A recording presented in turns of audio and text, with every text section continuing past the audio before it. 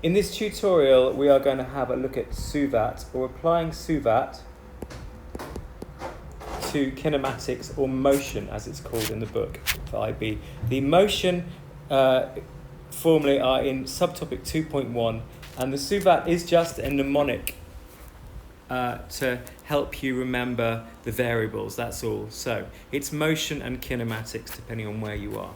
So let's move on to actually looking at the rules and the application of the ideal situation to a problem you might get in a typical IB exam. So the graph above is trying to show the path of a projectile, such as a cannonball being shot from a cannon.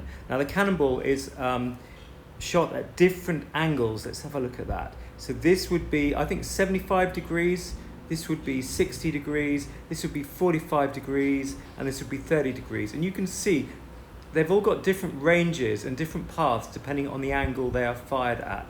But these curves are based on ideal suvat. So, and we're going to look at what that means in this tutorial. So the first thing to observe about these curves is that it's symmetrical. It peaks halfway across its range. And this obviously, for this to be true, there has to be zero air friction, and we're going to look at that in a minute. So the first ideal statement is that it has, the projectile cannonball has zero wind resistance or zero friction.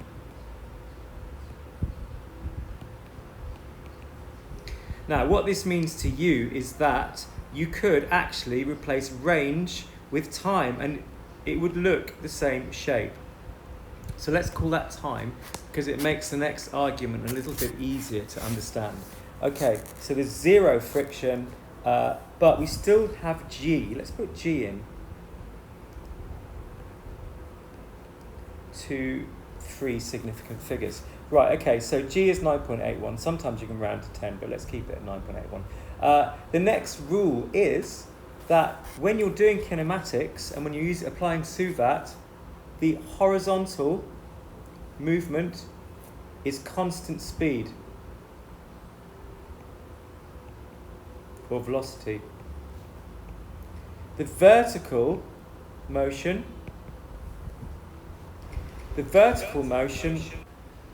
has acceleration of g, of gravity, okay? So we have got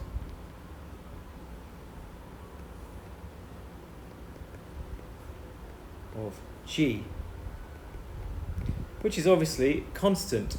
So it's not a changing acceleration. It can't have impulse, it can't hit things, it can't get sudden rocket thrusts turning on midway. It's just something moving through the air with gravity pulling it downwards. Okay, so this is how we get these curves and these paths. Now I've called this time. We can now talk about height versus time.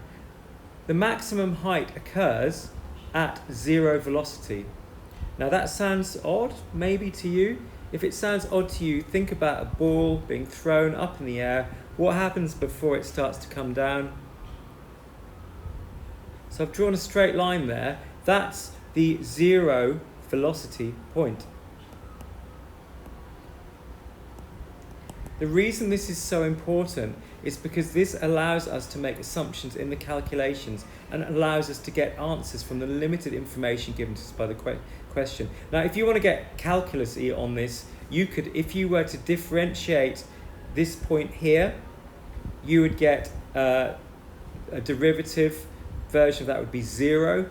Or if you look at the gradient, if you look at height versus time, that's why I put time in there, the gradient will be the velocity. So you can see the zero gradient is the zero velocity. And that is the midway point, just to put those ticks in there, of the curve. So if you know the time to the maximum height, you know the overall time the ball was in the air, and you know the range as well.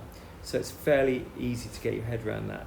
So from that, you can imagine the horizontal velocity.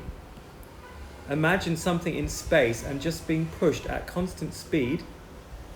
It just keeps moving without anything to stop it. That's what would happen if there wasn't a gravity acceleration pulling the object down as it was going through the air. It would just keep going in this ideal scenario. So that's the way you've got to look at it. You don't have to worry about acceleration for the horizontal component of velocity.